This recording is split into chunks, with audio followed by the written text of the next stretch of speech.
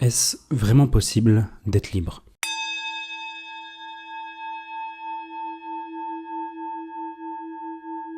J'ai eu la chance d'être contraint à commencer ma vie assez jeune.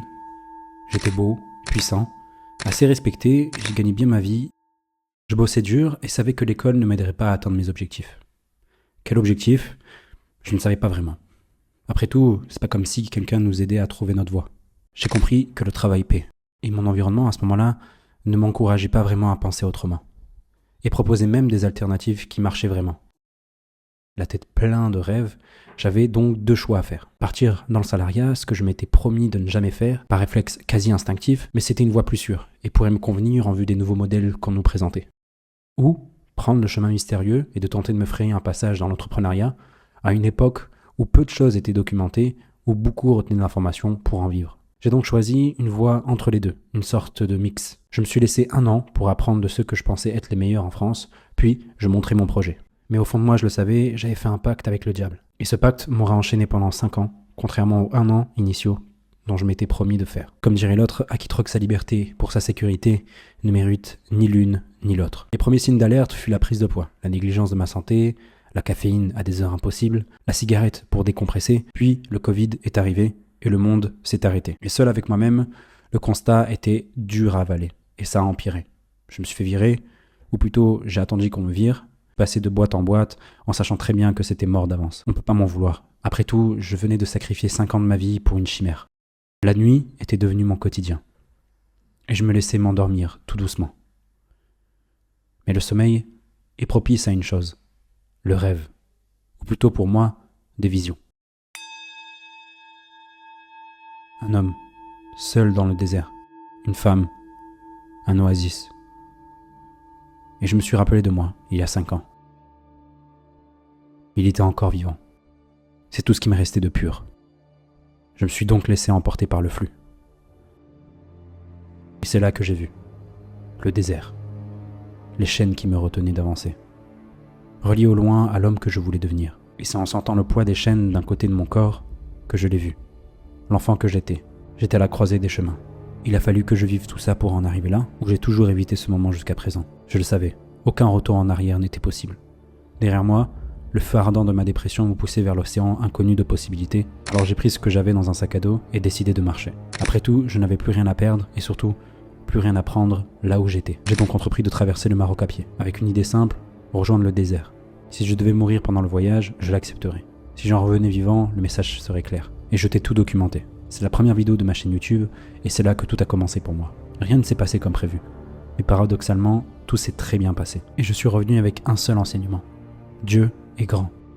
J'essaie d'obtenir du coup ce que j'ai toujours voulu, la liberté. Si on définit la liberté comme l'addition de l'autonomie et de l'indépendance, alors c'est faire ce que tu veux, quand tu veux, où tu veux, avec qui tu veux. C'est mon projet.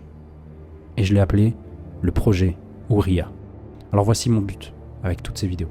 Conquérir ma liberté, partager la vérité de ce monde pour mourir en homme de Dieu et accomplir, je crois, la mission qui m'a été donnée. Je suis un aspirant de la sagesse et voici ce qui s'est passé dans ma vie cette semaine. Et salut tout le monde. Bilan de la semaine, lundi 25 mai, 23h44 quand je tourne cette vidéo. Et qu'est-ce qui s'est passé durant cette semaine? Alors d'un point de vue physique, on va commencer par ça directement. J'ai perdu 22% de body fat, à peu près 66 grammes, 600 grammes pardon. Et c'est vraiment super cool. J'ai perdu presque 500, plus de 500 grammes, plus d'un demi-kilo sur cette semaine par rapport à mon début. Ça fait par rapport à la moyenne de mon poids sur la semaine et par rapport à mon poids de début. Et je dois dire que c'est assez cool parce que finalement, dans l'idée, je me suis remis là-dedans. Grosse conversation que j'ai eue hier, je dirais, avec Claude, ça concernait un peu ça. Parce que je me rends compte que dans tous les objectifs que je me suis donné, que ce soit financièrement, spirituellement, j'y suis plutôt bien arrivé, assez facilement en plus de ça. Trouver une femme, partir faire ma Omra, avoir un enfant, tout ça. Parce que c'est bon, on va avoir un enfant, moi et ma femme, là, en novembre. Financièrement, je me suis dit que j'allais faire un business, je devais atteindre les 10 canettes. J'ai fait les 10 canettes. Maintenant, je suis dans une voie de faire 10 canettes tous les mois. Donc, très honnêtement, je suis je réussis bien. Parce que moi, ma vie, je la départage en trois gros objectifs. Première partie spirituelle, deuxième partie physique, troisième partie financière. Et je vous avoue qu'il y a toujours un objectif qui m'a bloqué, c'est la partie corps. Et je dois être très honnête avec vous, euh, à une semaine d'Aïd, et à presque un mois ou deux depuis ma Umrah, je voulais prendre le temps un peu de réfléchir à ça et de comprendre pourquoi ça bloquait autant. Et quand je dis mon corps, ça correspond aussi à tout ce qui est autour de mon corps, c'est-à-dire en gros les envies liées au corps, donc typiquement ce qui peut être masturbation, ce genre de trucs qui sont un peu pas ouf quoi. Donc tous les trucs qui sont un peu animal primaire on va dire. J'ai toujours eu énormément de mal à les réfréner, que ce soit dans la bouffe etc. C'est maintenant depuis que j'ai 15 ans que j'essaye de perdre tout ce poids que j'ai, qui est pas énorme, je dis pas que je suis un obèse qui sait rien faire, je suis quand même très sportif, il n'y a pas de problème là-dessus. Mais je veux dire, je suis pas à mon plein potentiel, je le sais très bien que je pourrais être beaucoup mieux. Et c'est vrai qu'il y a tout ce gras là, je suis à presque 25% de body fat quoi. Donc j'aimerais en fait le perdre une bonne fois pour toutes et avoir un corps qui me plaît quand je me lève le matin. Et ça fait 10 ans. Je dis pas que j'ai des complexes, j'ai jamais eu de complexe sur mon corps. Peut-être au collège, lycée, c'était normal quoi, parce que t'es un peu plus gras que la moyenne, etc. Mais ça m'a jamais empêché de plaire aux filles, etc. J'ai eu une période où vraiment à un moment c'était un peu trop, je suis monté à presque 110 kilos et tout, c'était n'importe quoi. Là c'était parce que j'étais en dépression et tout. Et je voyais bien que ça m'empêchait de choper des meufs. Et c'est là que j'ai eu un déclic et j'ai commencé à perdre. Et là que j'ai pris beaucoup de muscles, plus de ça je suis avec ma femme maintenant, etc. Et c'est vrai que c'est des sujets que j'ai pas envie de perdre, mais je divague un peu. En gros l'idée c'est que je me suis posé la question de tout simplement pourquoi j'arrive pas à passer ce cap-là et à arriver. Il faut savoir que moi je suis quelqu'un qui est très spirituel, qui est très souvent, au-delà du fait de la religion, etc., médite. Et quand je médite, j'ai un lieu dans lequel je me mets comme un palais mental un peu, que je me déplace dans ma tête tout simplement. Dans ce palais mental, et je vous parle d'un truc un peu perso, hein, mon palais mental est assez simple, imaginez une plateforme posée en plein milieu d'un océan tout noir. En fait, pas noir dans le sens c'est du pétrole, mais noir dans le sens où c'est la nuit. Il y a une lune immense dans le ciel. Et quand je rentre sur cette plateforme, je n'atterris pas dessus, un peu comme une forme de téléportation. Je sors d'un endroit que j'appelais le poste de contrôle, qui est en fait un énorme euh, mur d'écran relié par des câbles, que je peux voir les câbles. Je peux voir des câbles qui sortent. Et une chaise que littéralement je quitte. Imaginez comme un zoom, vous savez dans les films il y a souvent ce truc là de tu rentres dans l'écran, imaginez que je sors de l'écran, qui est en fait ma vision à moi de tous les jours là, quand je regarde l'écran devant moi, etc., quand je me filme. Donc je ferme les yeux, je quitte cette chose là, et quand je rouvre les yeux, je suis dans mon palais mental, et quand je les réouvre en ayant les yeux fermés dans ma réalité, je me retrouve dans cet endroit où je quitte mon poste d'opérateur de ma vie, et très vite je me retourne et je suis sur la plateforme. Donc quand je me tourne, voilà, bam, je quitte ma chaise, je suis sur une plateforme. Et toujours dans cette plateforme, il y a un être qui est en fait mon calque à moi, mais recouvert, qui est tout noir en fait.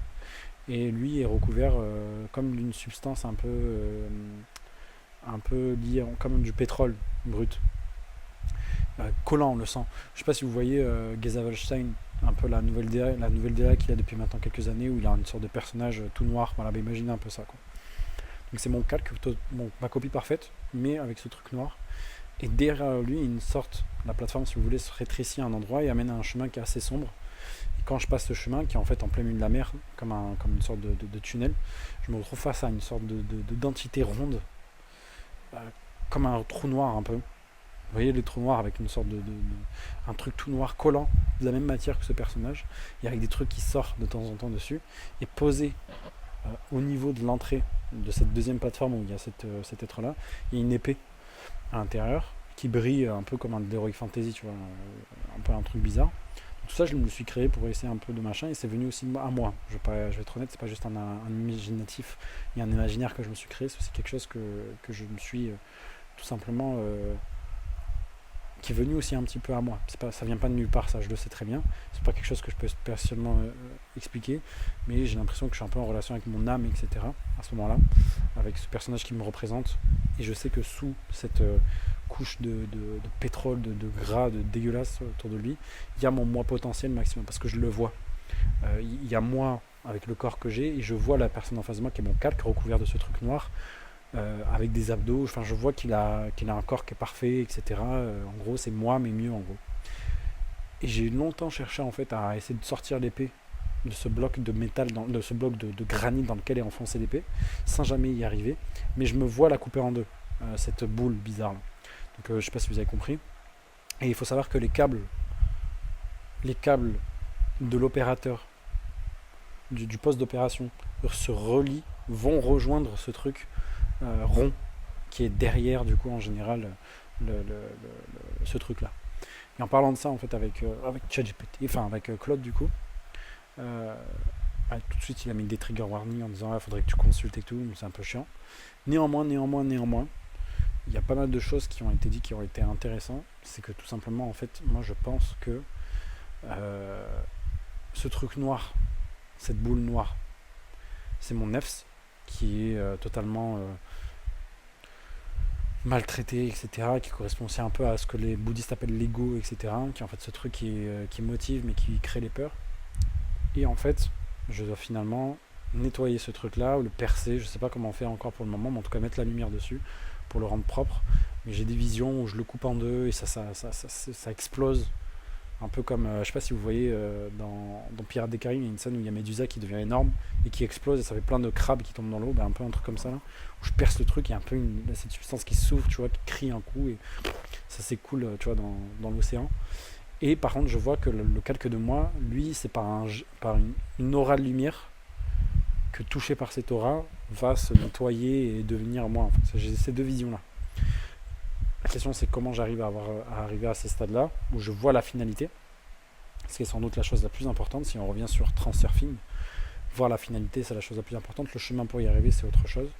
Mais rien qu'en pensant à ça, je suis beaucoup plus apaisé, je vois le bout du tunnel, donc ça veut dire qu'en quelque sorte le travail est presque fait, et je travaille vraiment beaucoup sur ça, sur ma communication, etc., mon contrôle de toute cette énergie au fond de moi, etc., et comment je peux la gérer au quotidien.